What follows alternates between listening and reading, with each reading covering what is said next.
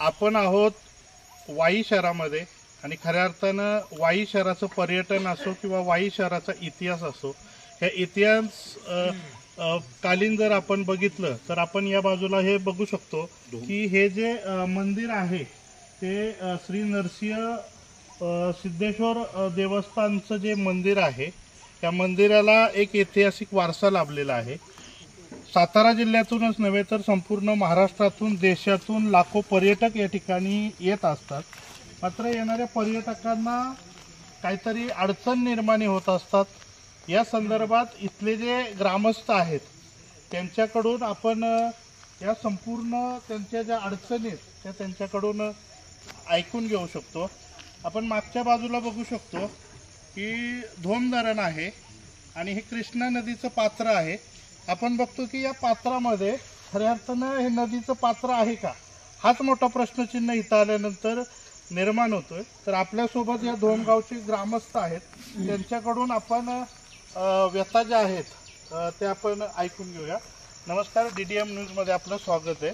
तर नेमकी तुमच्या अडचणी काय आहेत आणि शासनाकडे काय मागणी आहेत याच्यावरती? आमची मूळ अडचण अशी आहे, धोम धरण 1978 साली पूर्ण झालं।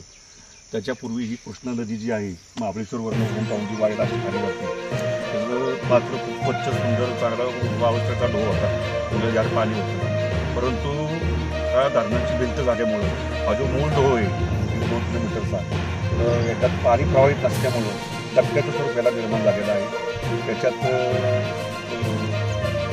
आपली जी वनस्पती लावलेली जलपर्णी,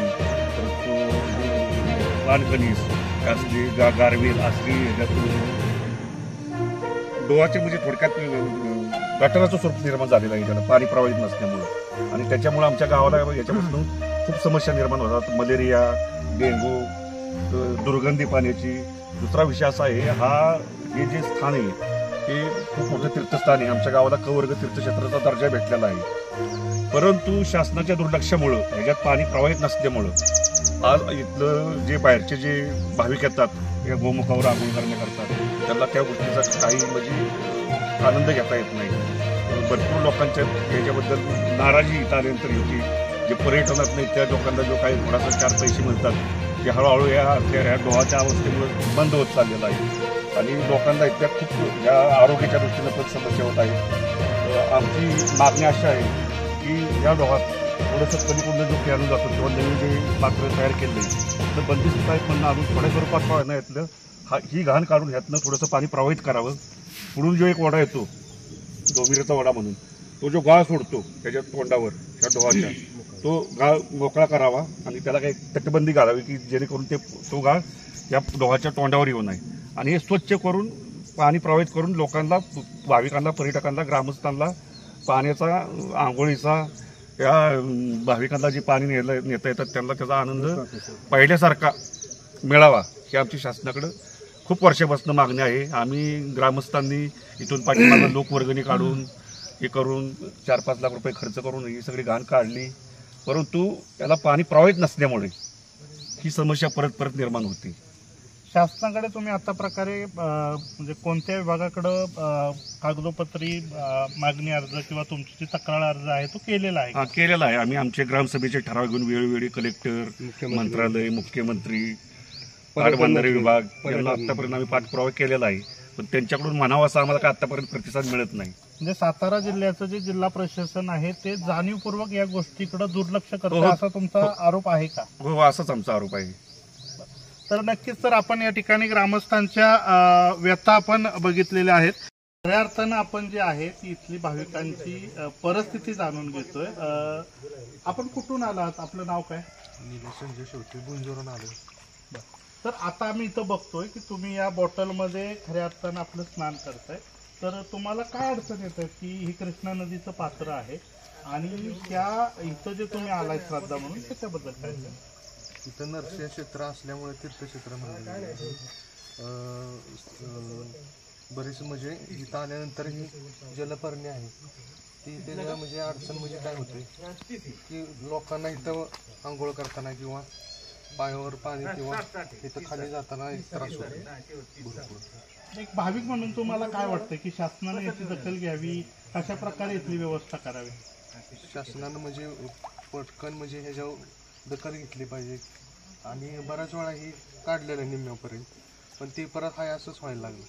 तर त्याच्यानंतर शासनानं त्याच्यात काहीतरी बदल केला पाहिजे, मदत केली पाहिजे.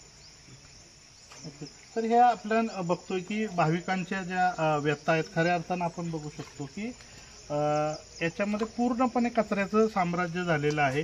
भाविक आपली श्रद्धा जोपासत असताना कुठंतरी आपल्या मनावरती, हृदयावरती खऱ्या अर्थानं एक दगड ठेवून ह्या सगळा प्रक्रिया राबवत असतात.